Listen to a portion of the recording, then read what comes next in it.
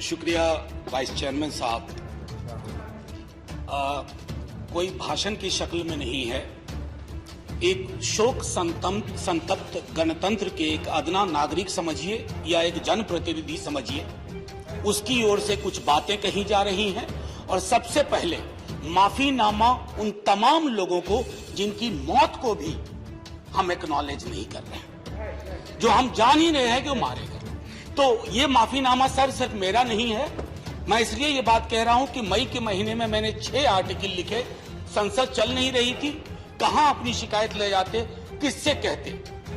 मुझे भाजपा के मित्रों ने, कई साथियों ने कॉल किया, बधाई दी।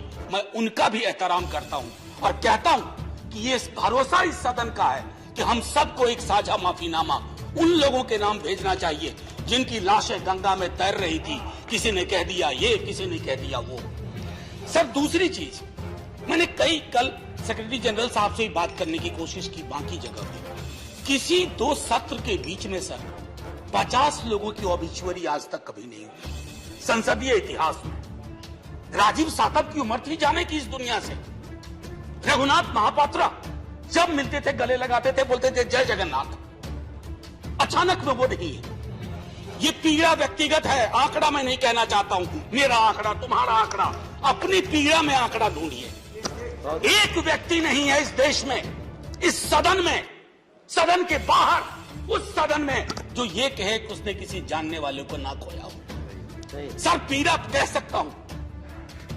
ऑक्सीजन के लिए लोग फोन करते थे, हम अरेंज नहीं कर पाते थे। लोग समझते हैं सांसद है, ऑक्सीजन पिछा देगा। 100 फोन में पूरे दिन में शाम को बैठ के देखते थे, सक्सेस रेट 2, सक्सेस रेट 3। हमको कौन सा आंकड़ा कोई बताएगा साहब? हमको नहीं, किसी आंकड़े की बात नहीं करनी है। हमें देखना है कि जो लोग गए वो जिंदा दस्तावेज छोड़ के गए हैं हमारे फेलियर का। मैं आपकी बात नहीं कर रहा हूं साहब। आप कहिएगा 70 साल में कुछ नहीं हुआ, मैं उसमें जाना ही नहीं चाहता। ये कलेक्टिव फेलियर है 47 से लेके अब तक की सारी सरकारों का। क्या बना दिया हमने? मुझे पता नहीं था कि अस्पताल और ऑक्सीजन का क्या रिश्ता होता है सर। ईमानदारी से कहता हूं, मैं मेडिकल बैकग्राउंड से नहीं आता हूं। सुबह से लोगों को दिखता था ऑक्सीजन, ऑक्सीजन, रेमडेसिविर। मैं तो दवाइयों के नाम तक शुरू में सर प्रोनाउंसिएशन चेक किए कि कैसे उच्चारण करूंगा। ये हालत, और तब हम आंकड़ों की बात कर रहे हैं, तब हम ये बात कर रहे हैं थैंक यू फलाना साहब, चिलाना साहब। सर मैं यहां से निकलता हूं, बहुत बड़ा विज्ञापन लगा हुआ है, मुफ्त वैक्सीन, मुफ्त राशन, मुफ्त इलाज। सर एक मिनट, मैंने किसी नहीं, please I don't want my time. मैं किसी दल की ओर से आज नहीं बोल रहा हूं। मैं दावे के साथ कहता हूं, मैं लाखों लोगों की ओर से बोल रहा हूं जो यहां बोलना चाहते हैं। अब मेरी बात सुनिए, आज शिकायत नहीं कर रहा हूं आपसे। ये वेलफेयर स्टेट है ना, एक साबुन की टिकिया अगर कोई गरीब गांव में खरीद रहा है ना सर, तो अडानी अंबानी के बराबर का करदाता है।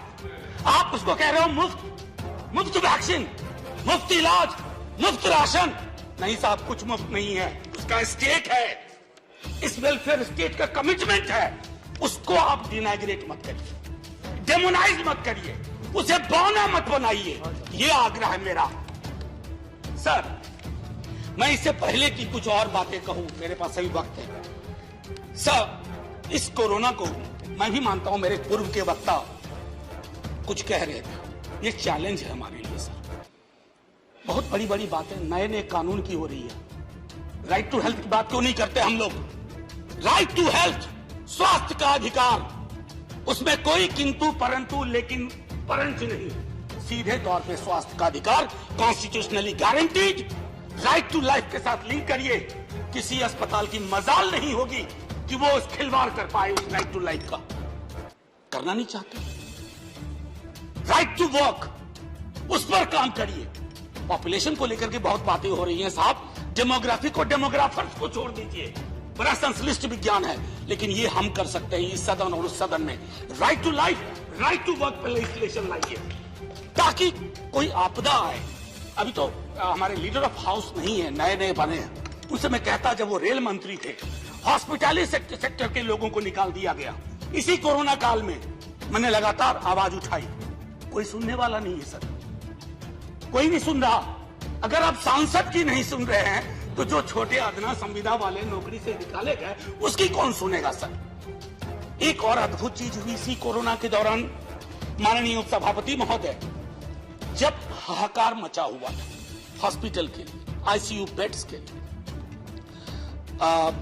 दवाइयों के लिए, यह हाहाकार जब मचा हुआ था उस दौर में सर कई चीजें हुई, जिसमें से एक जो महत्वपूर्ण चीज मैं जिसका जिक्र करूंगा, उस हाहाकार में सरकारें, मैं सिर्फ केंद्र को नहीं कह रहा हूं, कई राज्य सरकारें भी नदारद, वो 1.5 महीना कैसे बिताया है इस मुल्क ने।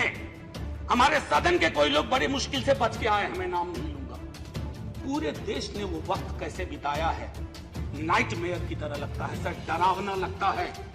एक मेरा स्टूडेंट पढ़ा है, वह 37 साल का, हॉस्पिटल का बेड जब तक मैंने अरेंज किया वो दुनिया छोड़ के जा चुका था।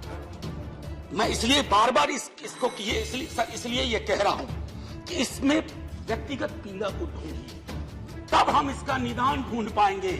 मेरी नाव तुम्हारी नाव, मेरा काल तुम्हारा काल, ये तो बहुत कुछ हुआ, इस भौकाल से आपको कुछ हासिल नहीं होगा। सर बस 1 मिनट और लूंगा, जो मैं कहना चाह रहा था। सर एक खत मैंने मृतात्माओं के नाम लिखा, कुछ कर नहीं पा रहा था, बेबसी में एक खत लिखा जो लोग इस दुनिया से चले गए।